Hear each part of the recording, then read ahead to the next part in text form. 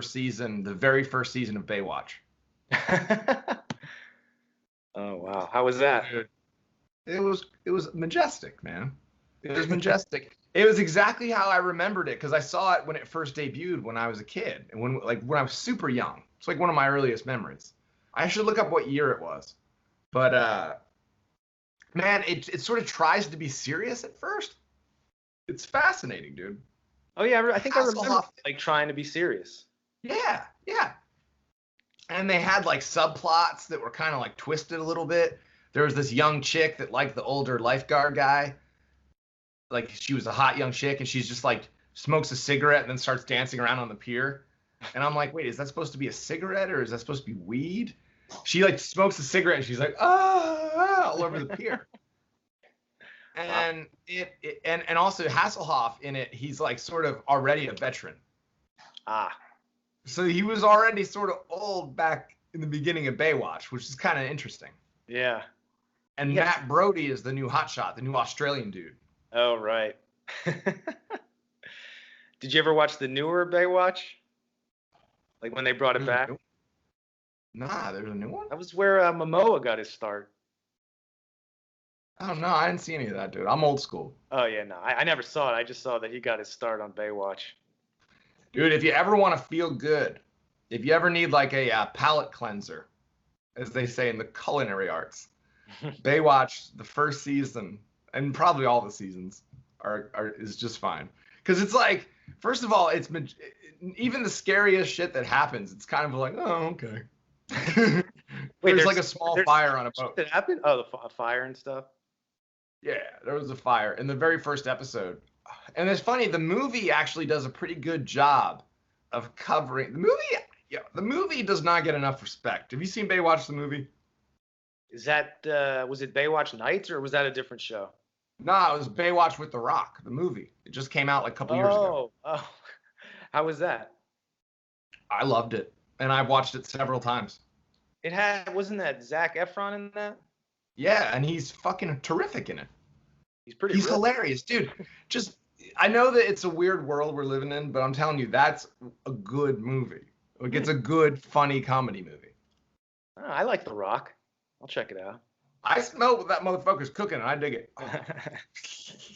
But speaking of shows, man, I'm dying to vent some of my beef for Stranger Things this season. I know you haven't seen it yet, but it won't spoil it. Well, all I know is that the blogs are all lit up about it being propaganda, like Hillary, assault on the census. Well, what I see in it, I'm now watching the third season again, and now I'm seeing even more.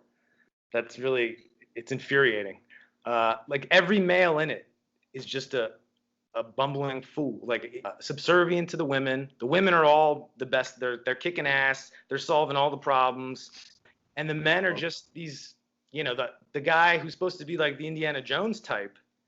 He is basically just like a fat slob moron who just has Winona Ryder telling him what to do. And then I just wish that, and it would all be fine if there was just a male in their life saying like, "This is total horseshit." Yeah. I don't know, but I'm with you, man. It's weird, and but it started a long time ago in the '90s with the sitcoms. Yeah. Like Al Bundy and shit. Al Bundy, have you watched it in the last, since you've been of age? Not really, no. Dude, it's worth another look, because I hated it when I was young, and I was just sort of, disgusted by it. Yeah. But I think we weren't quite ready for it yet. I think maybe just watch some of the things and just look at some Al Bundy's quotes. About marriage, about family life, and about just everything, dude. Everything. Okay. So anyway, but that's TV. He's kind of an exception. I mean, there are some exceptions, but largely they're buffoons, and they're screwing up. And the women are like the wise ones. Yeah. The ones, the men might be funny at best, but they're never the wise ones. If they're funny, there's always the wise woman who is like, oh, well, that's an interesting view of the world. Now let's see how it really is. It's like, no, this is a real view of the world. Yeah, and I was just thinking about the Wonder Years, because that was a great show. But even Dude, you know, I can't, what? I don't know. That show that does things to my brain. I can't even put it on. Oh well, I I can't watch it because it makes me cry. I can't, dude. See, you can do that. I can't. I can't get in touch with my crying side. It's a wreck. You don't cry? Oh no, I do. Oh, That's the trouble. oh, I see. I know it's like it's weird. I run from it. You know what? It's probably smart to do it in like control. Bring it out or under controlled circumstances rather than just letting it happen as life dictates. But no, I certainly cry, and I'm not ashamed of it or anything. I'm not ashamed of having any emotional reactions. Yeah, it's cleansing. And they say that, people that flip out and throw things and yell and scream are actually healthier. Really? Yeah, like I was always worried during one of my yelling fits. I'm like, yo, I must be damaging my heart, my brain. I can't believe. And you look at Mel Gibson during his yelling on the phone. Yeah. You think to yourself, like, how does somebody survive just doing that with their voice? But it really, actually, it's a funny thing. Your body is like, yeah, okay, vent it. Wow, that makes me feel better. I don't know. I've kind of come around on. I think there's, I don't know, the new culture of sort of like be yourself or whatever doesn't include being in any way emotional Yeah. and acknowledging that you're actually a human being and not some kind of fucking robot. Yeah, I find it interesting. Like if you're a transgender and someone mispronouns you or whatever, you're allowed to flip out, and everyone's like, "Oh yeah, okay, he wants his rights." It's like, well, why can't we express our feelings like that? You know? Are people actually cool with them being emotional though? I don't think people are even cool with anybody being. Well, no, maybe you're right. I don't know, but in terms of just being I feel like there is still the same standard for. I don't know, maybe it's true, and maybe it's just true of adults nowadays that you're just not supposed to ever get emotional. I don't know. I just think it's rotten. But I just think like the more we button up our collars and hold down shit, dude, it just chokes you. yeah, I don't know. Maybe that's me just trying to justify being a maniac a lot of the time. I'll take it. Well, But yeah.